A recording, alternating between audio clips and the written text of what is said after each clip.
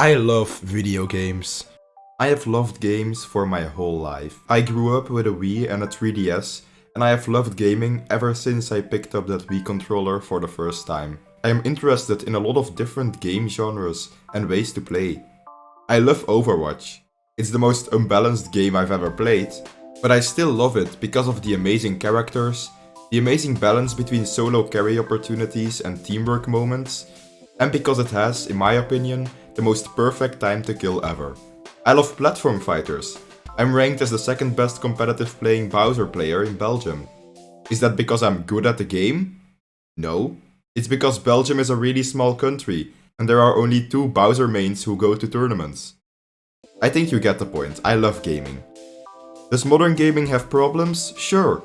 Valorant is the worst thing I've ever played, and this year's E3 was on par with the 2022 Oscars. But that's not what I want to talk about today. Gaming is a beautiful and immersive art form, and I love it.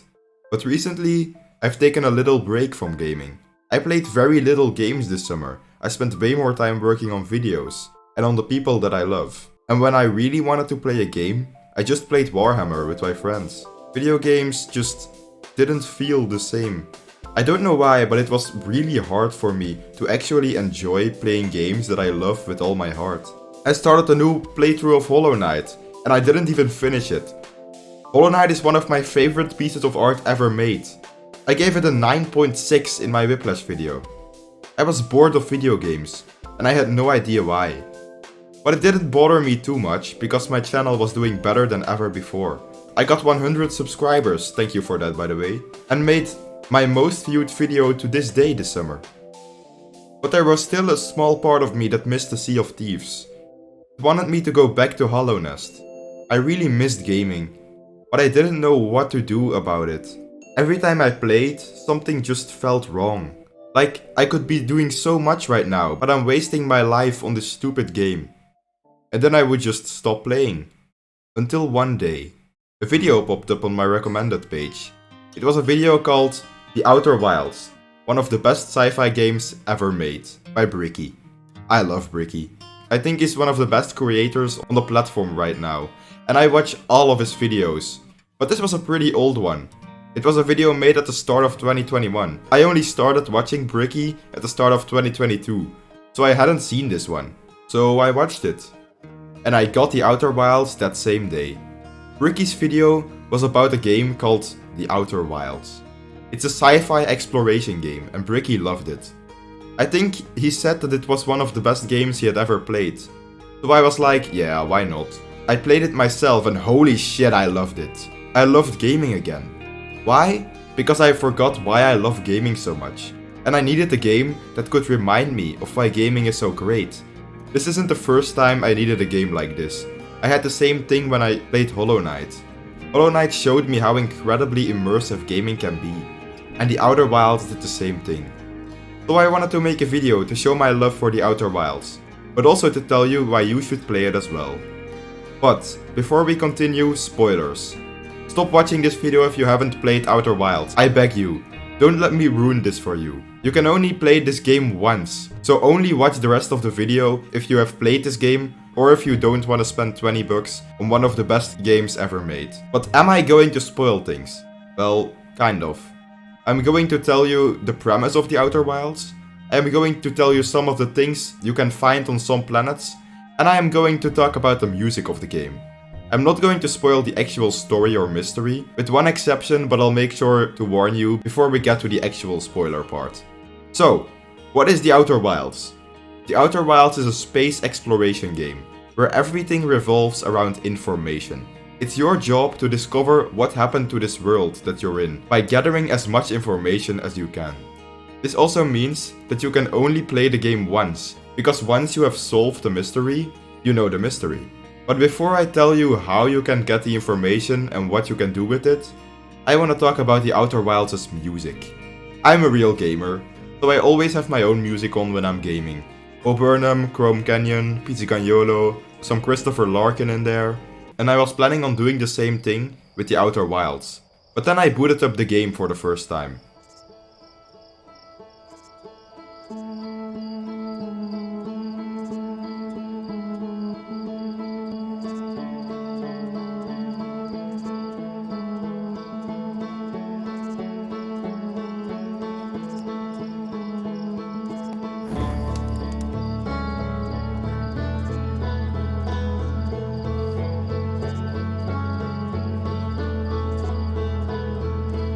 This is a clear message. Leave the music on. The menu music of this game doesn't just sound incredible, but it also has some insane musical storytelling in it, and it has a small hint to help you uncover the mystery. I understood what the game was trying to tell me, and I started playing the game without extra music on. And you should too. Playing The Outer Wilds without Outer Wilds music is like watching YouTube without being subscribed to my channel. It's just not done. This game is filled with beautiful and immersive music that makes you feel like home. Flying to space while space plays in the background is a beautiful experience because it just sounds so special. And the music doesn't just sound great, it serves a purpose in the story. But I'll explain the setting and premise of the game so that you understand what I mean by that. So, you are a Hearthian explorer who goes to every part of the solar system to uncover the mysteries of the Nomai. The Hearthians are an alien species, just like the Nomai. The Nomai lived in the solar system long before the Hearthians came to be. So you are a Hearthian explorer, but you're not the only one. There are a bunch of Hearthian explorers all over the solar system, and they each have their own instrument. So you might be wandering around on a planet where you suddenly hear an instrument. You fly or walk towards the sound, and you see another explorer. You can talk to the explorers, and some of them can even help you with your research, but you don't have to be near them to hear their music. Introducing the Signal Scope. This thing is your best friend. It gives you the ability to listen to every signal in the solar system. Things I won't spoil, other things I won't spoil, but also explorers. You can use the Signal Scope to listen to explorers' instruments from anywhere. And that's my favorite part of the Outer Wilds' music. Every explorer has their own instrument, which acts as a leitmotif for that character. This game can make you feel very lonely. But when you feel lonely, you can always just take your Signal Scope out and listen to the beautiful music of the other explorers to remind you that you're not alone in this universe. There is one instrument that I love more than all of the others, but we'll get to that in the spoiler section. So, the music is insane, but what is the game about? So as I already said, you play as a Hearthian explorer who has to find out what happened to the alien species called the Nomai. But you're also in a time loop. Yeah. So there was this Nomai statue that did some weird shit to you when you looked at it, and now you're reliving the same day over and over again. Which is really nice, because you're gonna die a lot. Especially when you don't know how your jetpack works yet. Like, you can't imagine how many times I crashed into something with my jetpack. So yeah, the time loop starts over again when you die, which is really nice because jetpack. Oh, also, the sun explodes sometimes. Yeah, it likes to do that. And the sun always picks the worst fucking moment to explode. Like, every time I discover something new that I have to do, the sun is like, well, too bad. But enough about the sun.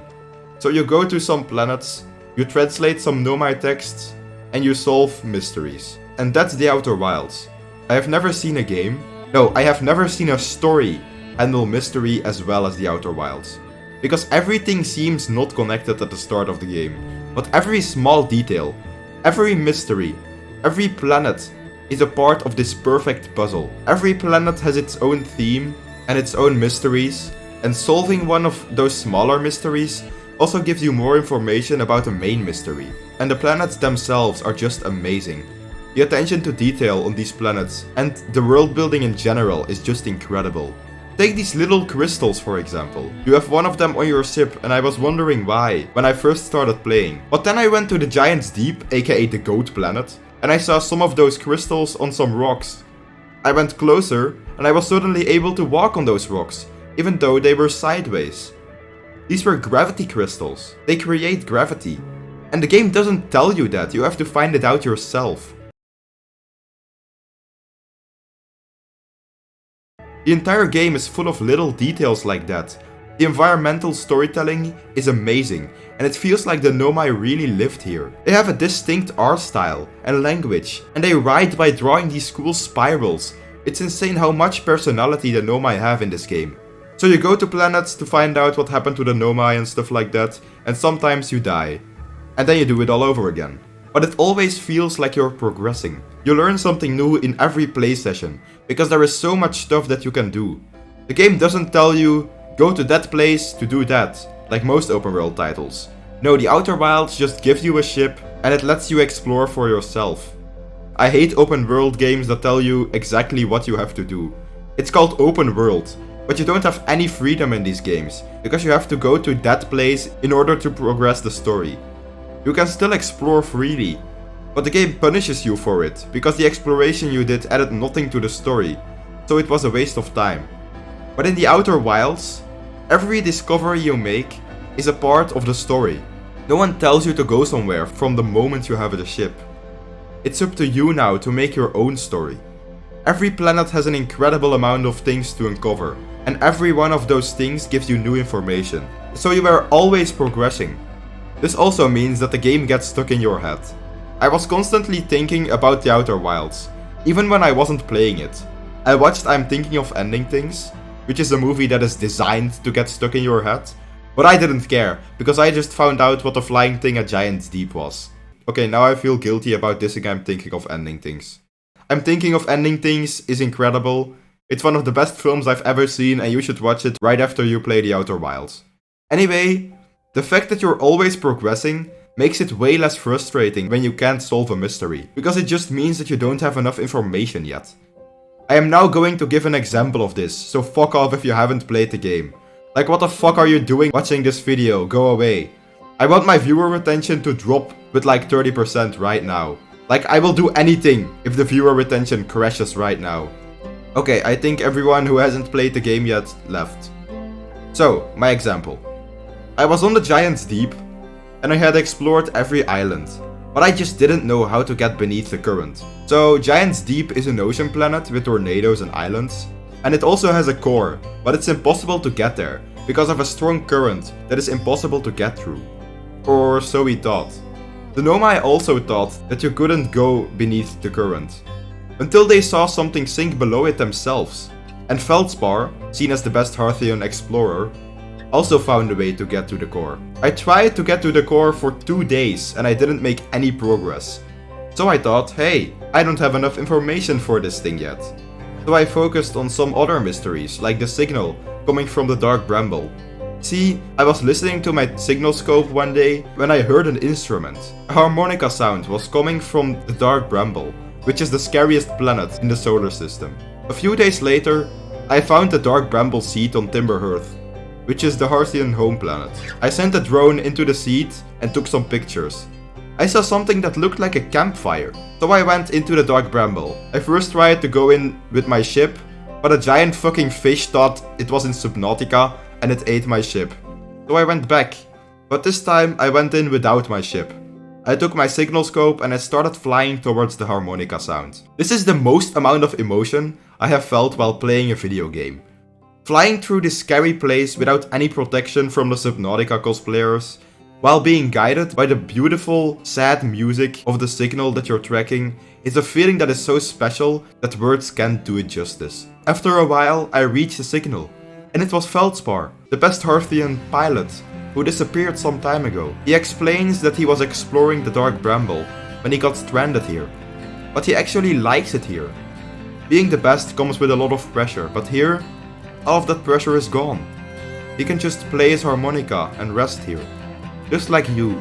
You did one of the most intense things in the game to get here. So this is the moment where you can sit by the fire and doze off for a while. The game also rewards you for getting to Feldspar, because he gives you information necessary to get to the core of Giant's Deep. And I finally got to the core with that information. These are my favorite parts of the game. The moments when you discover something new. The moments where the game tells you, well done, you earned this information. And that's why I love this game so much. The Outer Wilds isn't about skill. It's not about doing crazy combos or insane strategies. It's just about people living their lives. It's about the beauty of space. It's about what you can accomplish as a person. And it showed me what games are capable of. Is it perfect? No, it's not. But it doesn't have to be. It reminded me that games are the most immersive art form, and it made me fall in love with gaming again. Do you know what the craziest part is? This game changed my life, and I haven't even finished it yet.